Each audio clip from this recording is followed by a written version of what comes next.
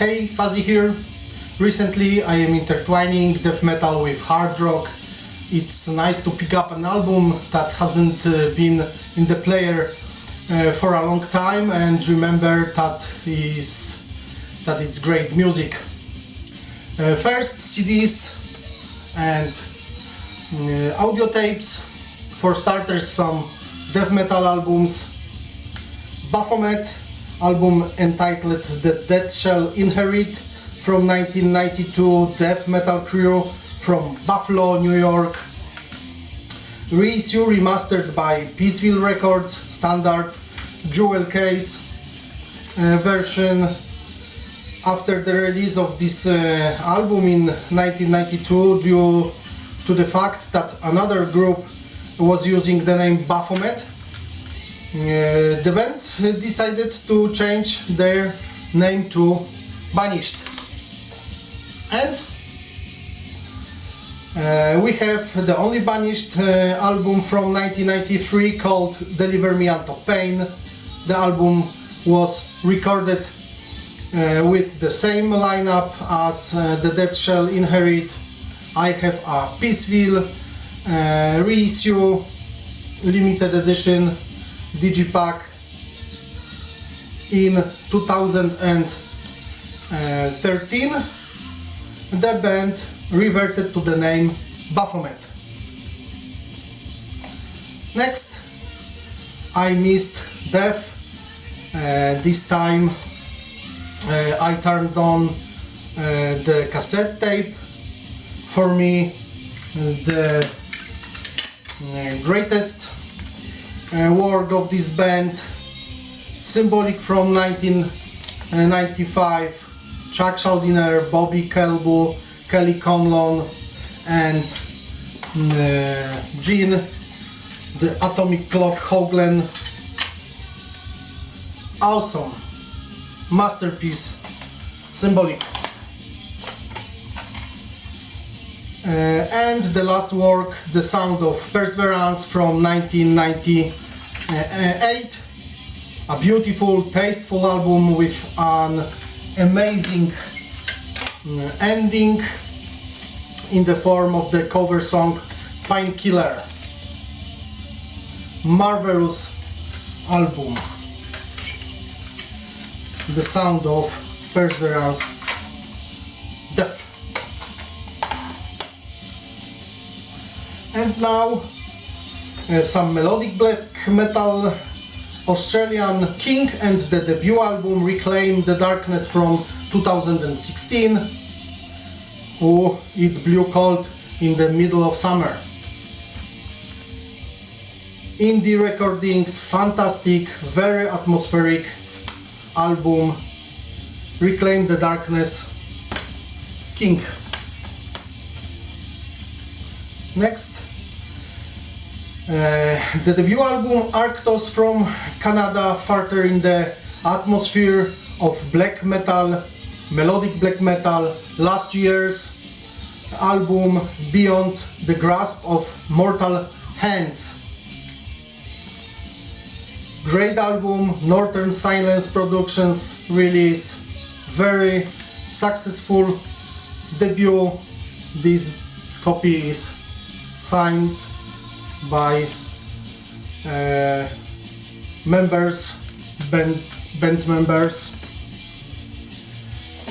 Next one, Denner Sherman's first full-length album, Master of Evil, from 2016, featuring the original guitarists of Merciful Fate, Michael Denner and Hank Sherman, with Snowy Shaw, Sean Peck and Mark Grabowski.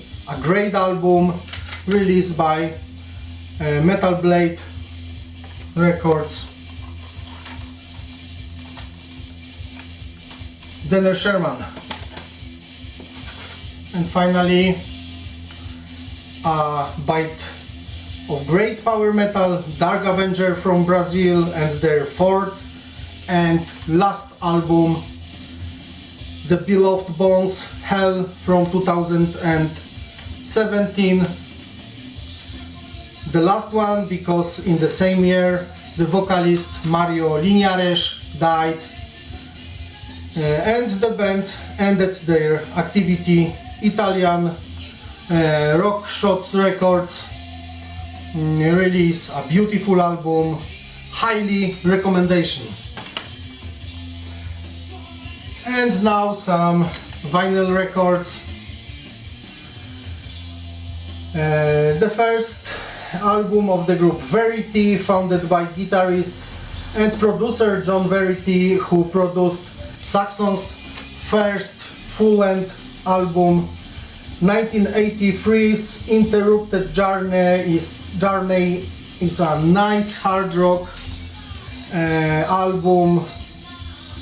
Here I have a German release of Ariola PRT Records.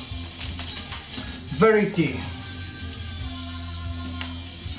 Next, Thrash, a hard rock band from Stockholm, Sweden, and their second full-length album from 1985.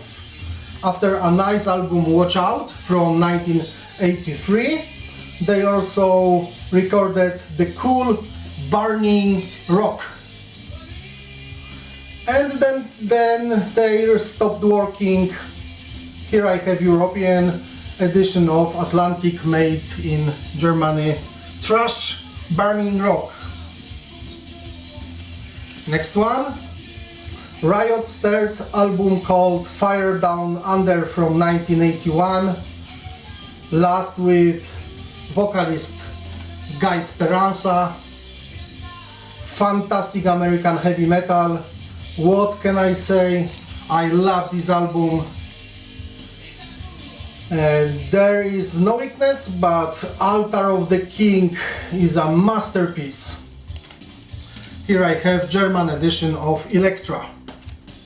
Riot, Fire Down Under.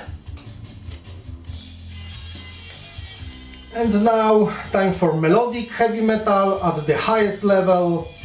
Danes from Pretty Minds with their second full-length album after the great Red Hot and Heavy from 1984. We have an equally excellent Future World from 1987, dedicated to the memory of Phil Lynott. European edition, made in Holland, exceptionally good.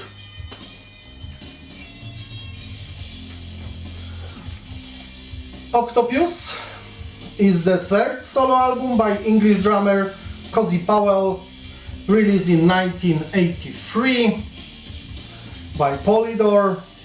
On the album, next to the Master Cozy, Gary Moore, John Lord and David Coverdale as composer. Great album from Cozy Powell.